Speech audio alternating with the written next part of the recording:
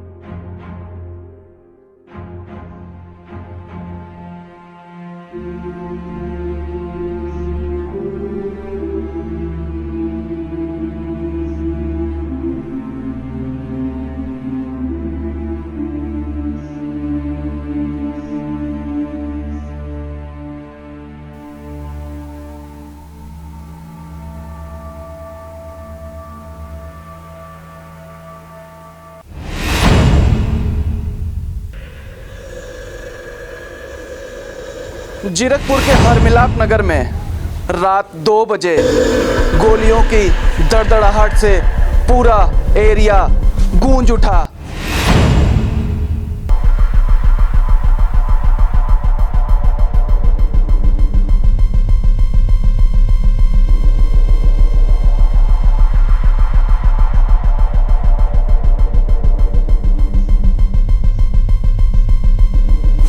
लोगों के दिलों में खौफ और डर का माहौल पैदा हो गया, लेकिन पंजाब पुलिस या कह सकते हैं जीरकपुर पुलिस कार्रवाई के नाम पर चेहरा छुपाती हुई नजर आ रही है इस मामले में। इस वक्त मैं खड़ा हूं जीरकपुर के हरमिलाप नगर में और ये वही गली है, ये वही जगह है जहां से अपराधियों ने निकलकर एक मकान पर ताबड़तोड़ फायरिंग कर दी।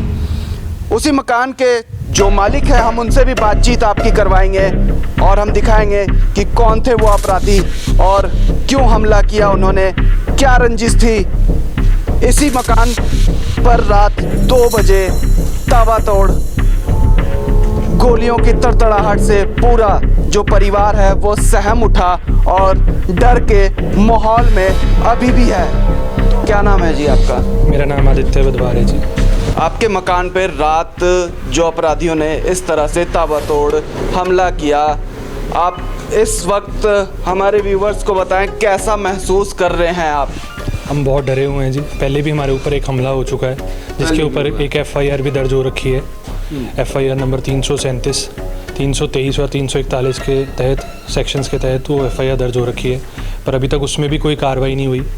और 13 तारीख संडे को रात को भी मुझे एक फ़ोन आया था जिसकी कंप्लेंट भी जाके मैंने बल्टाना चौकी में दी, उस पर भी कोई कार्रवाई नहीं हुई। और कल रात को फ़ोन आने के 3-4 दिन बाद रात को लगभग 2 बजे का टाइम था, जब पहले यहाँ से लोग आए, लगभग 3-4 लोग थे जिन्होंने आकर पहले तो गाली गलौज करी, धमकियाँ दी। उसके बाद हम यहाँ पर कम से कम नहीं तो 8 से 10 राउंड फायरिंग करी। 8 से 10 राउंड? 8 से 10 राउंड। क्या आप वो जगह हमें दिखा सकते हैं जहां फायरिंग हुई है? ये देखिए सर, एक तो ये देखिए गोलियों के जो निशान हैं, जिस तरह से आपने जालियांवाला बाग में गोलियों के निशान देखे होंगे, उसी तरह इस मकान पर गोलियों के निशान अभी भी मौजूद हैं। मैं आपको बता दूं कि ये जीरकपुर का हरमिलाप नगर है जहां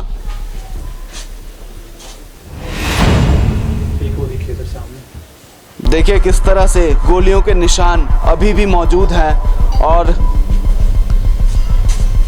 हम आपको इसी वीडियो में दिखा रहे थे जो CCTV फुटेज आपने अभी देखा कि किस तरह से 2 अपराधी आते हैं और ताबड़तोड़ गोलियों से बारिश कर रहे हैं। इस वक्त मैं जीरकपुर के हरमिलाप नगर में खड़ा हूं।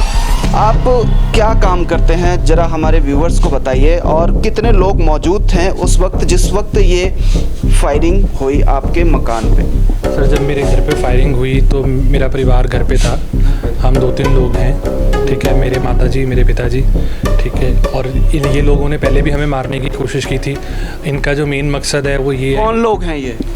ये सर कालका के कुछ लोग हैं जिनका कालका के कुछ लोग कौन से हैं और आप रवि- कैसे कह सकते हैं कि कालका के लोग हैं? सर मैं इस तरीके से कह सकता हूँ क्योंकि पहले भी जब ये कार्रवाई हमारे साथ मारपीट हुई थी, हमें जान से मारने की कोशिश की गई थी, तो इन्हीं लोगों के ऊपर एफआईआर दर्ज की गई थी। तो साफ तौर पे आप ये कहना चाहते हैं कि जो अपराधी हैं आप उनको जानते हैं? हाँ जी, पहले भी इन्होंने ये हरकत की थी और अब दोबारा भी इन्होंने ये हरकत की है क्योंकि इनका मेन मोटिव ये है कि किसी तरीके से हम लोगों में से किसी ना किसी को जान से मार के हमें डराया जाए और ताकि जो पैसे उन्होंने हमसे ले रखे हैं वो उन्हें वापस ना करने पड़े। तो कुल मिला के ये पैसों का लेन देन है जी, और पैसे उन्होंने आपको देने हैं इसी जो डर का माहौल बना दिया जाए आप पर ताकि आप पैसे ना मांगे उनसे, और ये फायरिंग हुई है। हमें इसलिए डराया जा रहा है जी ताकि हम एक तो पैसे ना मांगे, दूसरा जो हमने एफआईआर करा रखी है हमें बार बार धमकियां मिल रही हैं कि वो एफआईआर हम वापस ले लें। जी, 13 तारीख को भी मुझे रात को फ़ोन इसी वजह से आया कि आप ये एफआईआर जो तुमने करा रखी है, जो तुम हमारे खिलाफ़ कंप्लेंट दे रहे हो, अगर तुमने वापस ना ली तो हम तुम्हें अच्छा सबक सिखाएंगे। और सबक ये सिखाया कि आपके मकान पर अगर उस वक्त घर के बाहर या दिन में अगर कोई यहाँ मौजूद होते हैं तो हमारे व्यूवर्स भी ये समझ सकते हैं और इस वीडियो को देखने वाले भी ये समझ सकते हैं कि क्या हर्ष होता। पुलिस क्या कार्रवाई कर रही है? पुलिस ने तो जी 13 तारीख को भी मैंने कंप्लेंट दी थी, अभी तक वहाँ उस पर भी अगर उस पर कोई कार्रवाई हो जाती तो शायद ये बच सकता था, हमला नहीं होता। मैंने 18 दिसंबर की जो एक एफआईआर दर्ज हो रखी है इनके खिलाफ़, वो भी हीनियस क्राइम में एफआईआर दर्ज हो रखी है, उस पर भी अभी तक कोई कार्रवाई नहीं हुई। लगभग आप ये देख लीजिए कि लगभग 3 से 4 महीने हो गए हैं। 3 से 4 महीने में पुलिस ने वहाँ पर कोई कार्रवाई नहीं की, सिर्फ टाल मटोल चलता रहता है। चलता रहता है पुलिस की तरफ से। जी, आम आदमी पार्टी के सीएम ने शपथ ले लिया है, तो क्या कानून व्यवस्था बदलेगी या फिर उसी तरह से रहेगा जैसे पहले था? ये तो जी अब एक लाइव एग्जांपल ही हो गया है। ये एक ऐसी चीज़ है, अगर इस पे कानून व्यवस्था नहीं, पंजाब में कानून व्यवस्था अगर बदलनी है तो उनको बहुत मुश्किल लगेगी क्योंकि अब लोगों के हौसले बहुत बुलंद हैं, जो ऐसे अपराधी हैं उनके हौसले बहुत बुलंद हैं। अगर पुलिस कोई अच्छी कार्रवाई करती तो शायद ये सब ना होता। साफ तौर पे देखा जा सकता है कि पंजाब पुलिस की नाकामी की वजह से ही ये हमला हुआ है और इस तरह से हमला होना पंजाब पुलिस पर सवालिया निशान लगाता है, उनकी कार्यप्रणाली पर।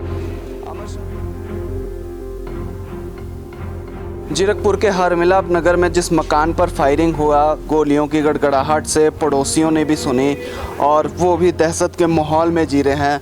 बिल्कुल सामने ही आपका घर है जिस मकान पर फायरिंग हुई है। उस वक्त आपकी नींद कैसी खुली और क्या माहौल था उस वक्त जिस समय ये गोलियों की गड़गड़ाहट की आवाज़ सुनाई दी? ऐसा जहाँ ये गाड़ी खड़ी है ना, यहाँ कोई स्कूटर है या मोटरसाइकिल, स्कूटर या मोटरसाइकिल कुछ भी हो सकता है, वो स्टार्ट खड़े था। मैंने सोचा, मैं कई बार मेरे छोटे भाई के लड़के गांव से आ जाते हैं ना बाइक पे, मैं कहा आए होंगे तो बेल बजाएंगे, आ जाएंगे अंदर। फिर जब ऐसा लगे जैसे बहुत मोटा कोई बहुत बड़ा पटाखा चल गया है, वो आवाज़ सुन के फिर मैं गेट खोल के बाहर आ गया और बिल्कुल बाहर आ गए थे ना, बिल्कुल बाहर आ गए। मौजूद थे। हाँ जी, हम बाहर, बेटा तो कते बाहर सड़क पे आ गए, ये भी सड़क पे आ गए, हम अंदर रहे गेट के अंदर। पूरे ऐसे जान जैसे कोई वो चल रहे हो बम, बहुत बड़े पटाखे चल रहे जैसे ऐसे ही। पटाखे। हाँ जी, वो आवाज़ सुन के फिर मैं बाहर ही आ गया। बेटी भी निकल आई, बेटा भी निकल आया, हम सारे निकल आए अंदर थे और सब बाद में निकले, पहले हम ही निकले यहाँ, पूरे हम निकल आए यहाँ थे।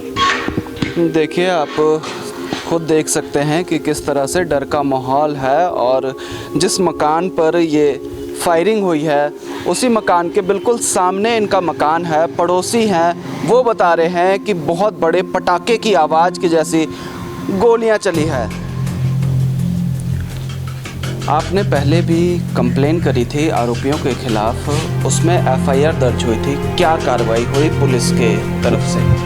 उस पर भी अभी तक कोई कार्रवाई नहीं हुई थी। ये एफआईआर मैं आपको दिखाना चाहता हूँ, ये एफआईआर दर्ज हुई थी, आप देख सकते हैं। ये देखिए आप, कुल मिला के ये एफआईआर नंबर 0337, ये एफआईआर की कॉपी जो है वो मेरे पास है और इसमें कई धाराओं के तहत मामला भी दर्ज है लेकिन कार्रवाई जो है वो जीरो है। अब पुलिस क्या कह रही है कि इस मामले पर क्या कार्रवाई होगी? अब तो पुलिस ये कह रही है कि जो बनती कार्रवाई है वो करेंगे।